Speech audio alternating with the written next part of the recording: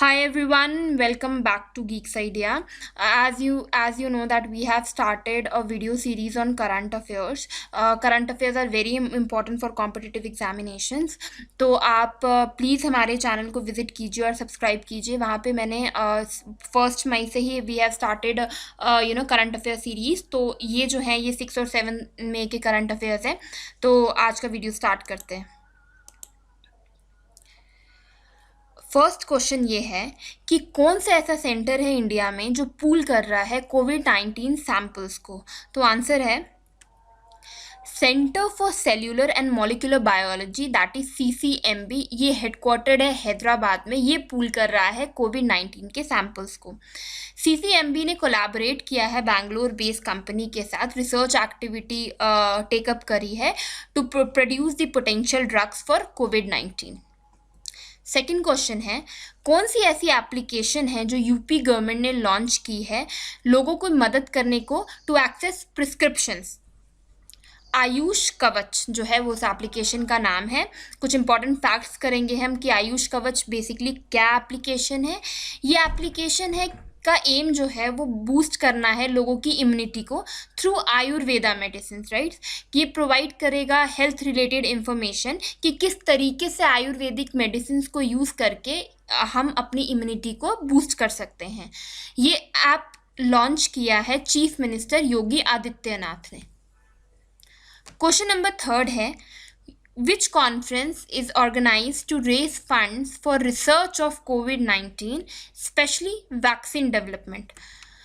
तो आप कॉन्फ्रेंस का नाम याद रख लीजिए, corona virus global response international pledging conference. मैंने पहले भी वीडियोस में बोला हुआ है कि कोविड-19 के रिलेटेड जितने भी क्वेश्चंस हैं उनको आपको अच्छे से प्रिपेयर करना है क्योंकि वो बहुत इंपॉर्टेंट है एज पर एग्जामिनेशन. बहुत ज़्यादा प्रॉबिलिटी है कि वो आने वाले एग्जामिनेशंस में आपसे पूछे जाएंगे. So do prepare all the question that is related to COVID. कुछ इंपॉर्टेंट फैक्ट्स करते हैं इस कॉन्फ्रेंस के रिलेटेड. अराउंड 40 कंट्रीज़ ने इस ऑनलाइन समिट में पार्टिसिपेट किया है और ये कॉन्फ्रेंस इनिशिएट की है यूरोपियन यूनियन ने, ठीक है. US और रशिया दो ऐसी कंट्रीज़ हैं जिन्होंने इस कॉन्फ्रेंस में पार्ट नहीं लिया और चाइना जहाँ से ये वायरस ओरिजिनेट हुआ है उसको रिप्रेजेंट किया उसके एम्बेसडर ने, right. Guys before going ahead do subscribe our channel Geeks Idea क्योंकि हमने बहुत we have put in lot of hard work कि हम करंट अफेयर्स लेके आएँ और वो सारे कोर्सेज आपके लिए स्टार्ट करें जो बहुत इंपॉर्टेंट है आने वाले एग्ज़ाम्स में. तो आपको सारे डाउट्स क्लियर हो जाएंगे. वील अपलोड वीडियो डेली तो आपका सिलेबस जो है वो बहुत अच्छे से कवर हो जाएगा. So do like share and subscribe our channel and please press the bell icon so that आपको कोई भी वीडियो अपडेट्स जो हैं वो मिस ना हो. आगे चलते हैं. क्वेश्चन नंबर 4 है नेम द इंडियन अमेरिकन जिसको नॉमिनेट किया गया है OECD envoy by the US president Trump. तो उनका नाम है मनीषा सिंह. अब OECD क्या है? OECD बेसिकली ऑर्गेनाइजेशन है for economic cooperation and development. ये फाउंड हुई थी 1961 में, ठीक है. और बेसिकली इसका एम क्या था कि वर्ल्ड ट्रेड को इम्प्रूव करना है और स्टिमुलेट करना है, किस तरीके से बढ़ावा देना है ग्लोबली इकोनॉमिक एक्टिविटीज़ को.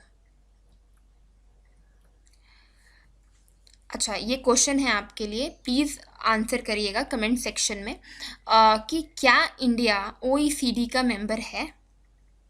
आगे चलते हैं.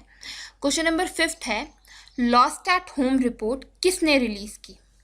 तो ये रिलीज़ की यूनिसेफ ने ऑन May 5. 3 मेजर कंट्रीज़ जो हैं वो अकाउंट करती हैं हाफ ऑफ.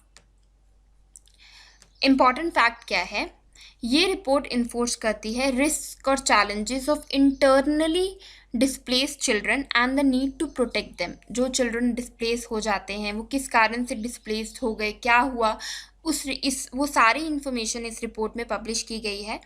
3 मेजर कंट्रीज़ हैं जहाँ पे हाफ ऑफ पर्सन्स जो हैं वो डिस्प्लेस हुए हैं due to conflict and violence, ठीक है. ये 2 कारण हैं, कारण याद रखिएगा, कन्फ्लिक्ट एंड वायलेंस. वो कौन सी कंट्रीज़ हैं?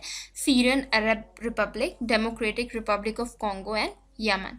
अब क्वेश्चन है कि इंडिया की इस रिपोर्ट में क्या पोजीशन है और क्या कारण है इंडिया में डिस्प्लेसमेंट्स का। जैसे कि इन 3 कंट्रीज में कन्फ्लिक्ट और वायलेंस है, इंडिया में कौन सा ऐसा कारण है जिससे चिल्ड्रन के डिस्प्लेसमेंट्स का। So please answer the questions in the comment section. Question number 6 है, रिसेंटली एक अनएम्प्लॉयमेंट डेटा जो है वो रिलीज किया गया, वो किसने किया है? Centre for monitoring of Indian economy, CMIE ने। इस रिपोर्ट के से ये पता चला कि 121.5 मिलियन जो पीपल हैं वो बिना काम के हैं, राइट। कुछ इंपॉर्टेंट फैक्ट्स हैं। आपको पता है कि पेंडेमिक चल रहा है, लॉकडाउन बहुत दिनों से चल रहा है, तो इस लॉकडाउन के कारण इसको कंसिडर किया गया कि हिस्ट्री में सबसे बिगेस्ट ये कारण है कि जिसने जॉबलेस रेट जो है वो बढ़ा दिया है to 27.1%। Both urban and rural unemployment rates जो हैं वो इंक्रीज हो गए हैं। जो रूरल अनएम्प्लॉयमेंट रेट है वो इंक्रीज हुआ है 20.88 से टू 26.16, ऑलमोस्ट 6% का हाइक है, which is very much.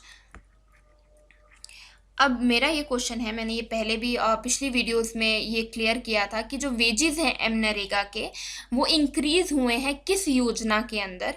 Please उसका आंसर लिखिए, और कितने रुपए हो गए हैं, पहले कितने थे और अब कितना इंक्रीज हुआ है, प्लीज़ उसका आंसर कीजिए। हम अपनी पहली वीडियोज़ में ये कवर कर चुके हैं और ये बहुत इंपॉर्टेंट है, तो प्लीज़ मुझे इसका आंसर कीजिए। Which country awarded Kim Jong Un, North Korean leader, a commemorative war medal? It's Russia. अब क्यों किया उन्होंने मेडल, क्यों उनको दिया? To mark the 75th anniversary of victory over Nazis, right. और ये अवार्ड किसने रिसीव किया? ये अवार्ड रिसीव किया है North Korean foreign minister Ri Song Won on behalf of Kim. Basically Kim को ये मेडल इसलिए मिला क्योंकि he preserve the memory of Soviet soldiers, that is Russian soldiers, जो वर्ल्ड वॉर सेकेंड के दौरान मर गए थे नॉर्थ कोरियन टेरिटरी में, राइट। प्लीज़ गाइज, आप, मैंने पहले भी ये वीडियोस में बोला है, अभी भी बोल रही हूँ, हमारी वीडियो ज़्यादा से ज़्यादा 10 से 11 मिनट की होती हैं। So do watch the video 2 to 3 times, because क्या होता है कि जब आप 2 से 3 बार देखते हैं तो आपको क्वेश्चंस जो हैं वो याद रहने लग पाते हैं। तो जितना ज़्यादा आप इनको मेमोराइज कर पाएंगे वही ज़्यादा इंपॉर्टेंट है, क्योंकि आपको बहुत सारे करंट अफेयर्स पढ़ने हैं। तो आप 1.5x की स्पीड पे भी 2-3 बार देखें, आपका टाइम भी मैनेज हो जाएगा, नोट्स नहीं बनाने पड़ेंगे, और आप छोटे छोटे पॉइंट्स जॉट डाउन कर सकते हैं, लेकिन आपको बहुत ईजी हो जाएगा, आपका पूरा एक करंट अफेयर तैयार हो जाएगा फॉर योर एग्जामिनेशंस। तो प्लीज़ आप इसको अच्छे से वीडियोस को 2-3 बार देखें ताकि आप इसको वेल प्रिपेयर कर पाएँ। क्वेश्चन नंबर 8 है कि निगह स्कीम जो है वो किसने लॉन्च की? वो लॉन्च की हिमाचल प्रदेश ने।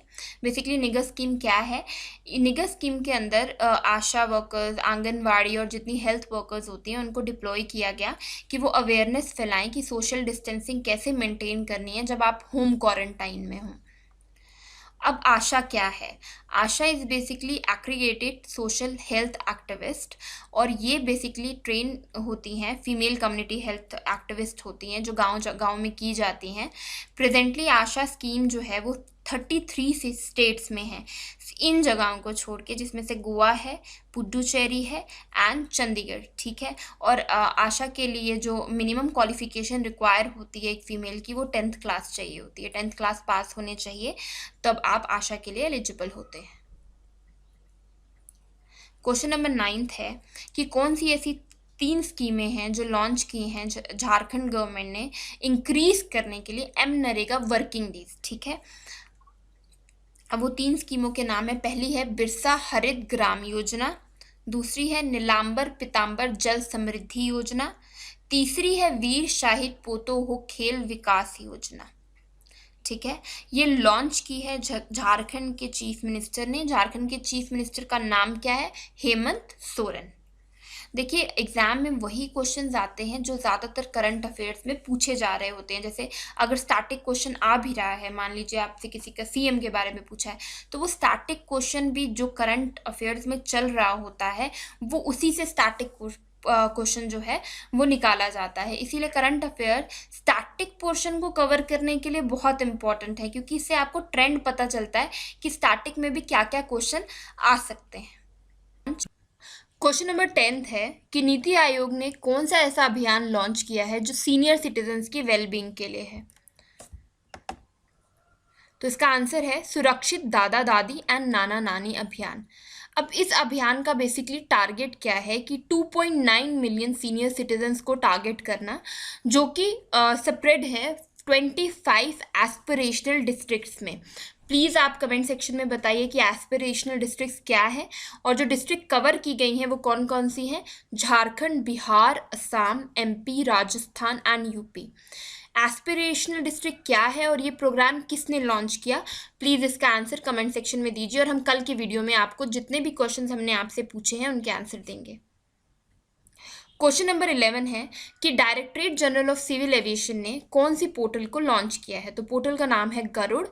ये पोर्टल बेसिकली स्टेट को हेल्प करेगा एग्जामिशन दिलाने में सेंट्रल गवर्नमेंट से, ताकि वो ड्रोन्स को ऑपरेट कर सके फॉर कोविड-19 पर्पसेस। बहुत सारी स्टेट्स जो हैं वो ड्रोन को यूज़ कर रही हैं डिसइंफेक्ट करने के लिए पब्लिक प्लेसेस को। क्वेश्चन नंबर 12 है कि इंडियन नेवी ने कौन सा ऐसा ऑपरेशन लॉन्च किया है जो इंडियंस को वापस लाएगा जो मालदीव्स में फंस गए हैं। तो ऑपरेशन का नाम है समुद्र सेतु। इंडियन जो शिप्स को यूज़ किया जा रहा है उनमें से उनका नाम है जलश्वा एंड मगार, जो पोर्ट माले और मालदीव्स पे भेजी जाएंगी।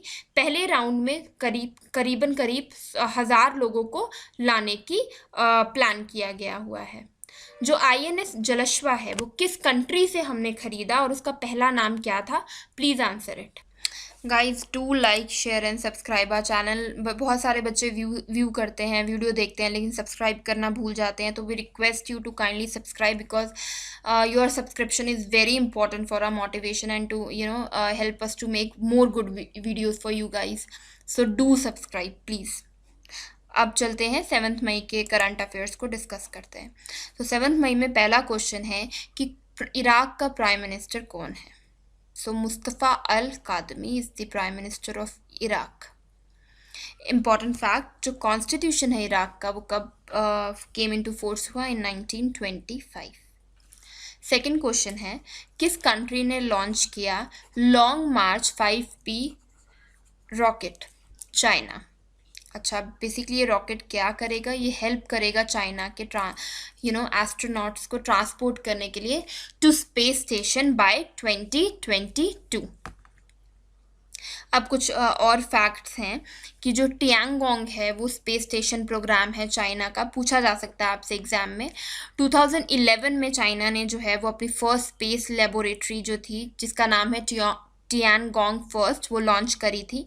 और 2016 में सेकंड स्पेस लेबोरेटरी जो थी वो लॉन्च की जिसका नाम था टियांगोंग 2। क्वेश्चन नंबर 3 है संजीवनी एप्लीकेशन किसने लॉन्च किया। ये लॉन्च किया मिनिस्ट्री ऑफ आयुष ने। इंपॉर्टेंट फैक्ट्स क्या है, ये हेल्प करेगा in generating data from around 5 million people, right. ये हेल्प करेगा learning the acceptance of the people in using AYUSH as a cure to covid.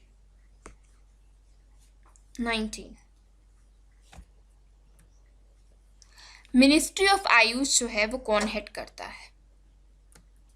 Question number 4 है जो फार्मर मूवमेंट है वो किस ईयर में लॉन्च और इम्प्लीमेंट की जाएगी। So it will be launched in 2020-2021 by ministry of agriculture.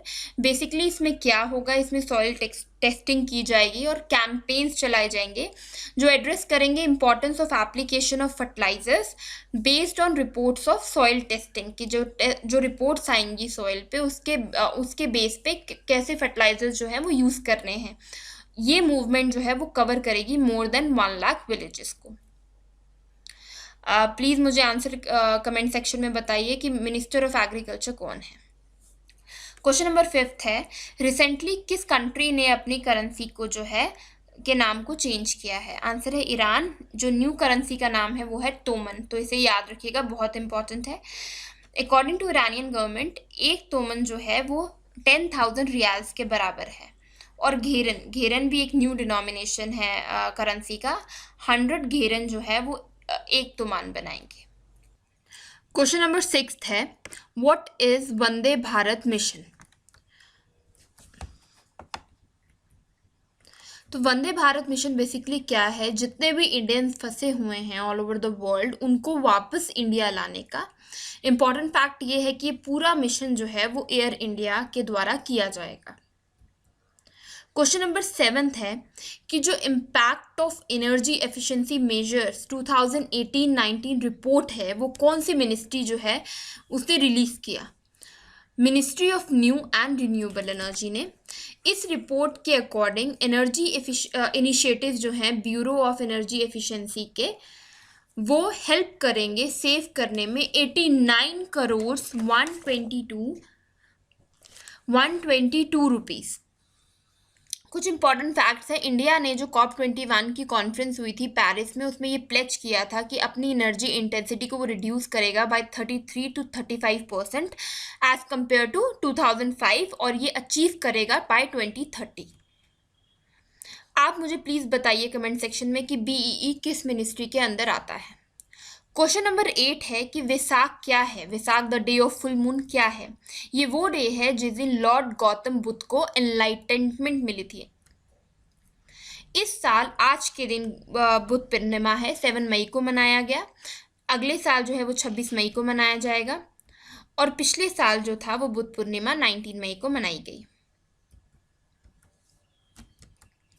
2004 में इंटरनेशनल विसाख समिट जो था वो ऑर्गेनाइज किया गया। पिछले साल का जो समिट हुआ वो वियतनाम में हुआ।